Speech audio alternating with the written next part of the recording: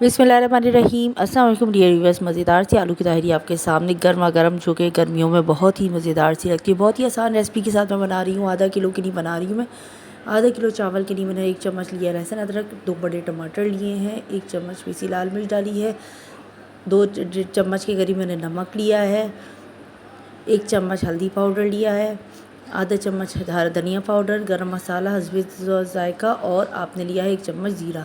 1 cup के करीब मैंने ऑयल लिया है और पतीली में डाल दिया है। पतीली में डाल के मैंने एक छोटी प्याज जो कि ब्राउन हो रही है। ब्राउन होने के बाद बहुत ही सिंपल तरीके से मैं बना रही हूँ। देखें, ब्राउन होने के बाद हमने क्या करना है, जो भी मैंने इसमें मसाला बना के मैरिनेट किया था वो मैंने इसमें डाल दिया है। टमाटर और मसाले वगैरह जो थे वो मैंने इसमें डाल दिए हैं।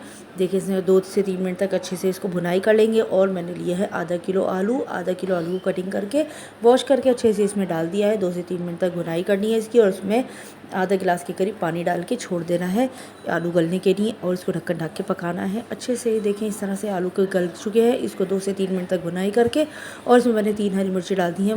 हस्बे ज़ायका आप और डाल सकते हैं।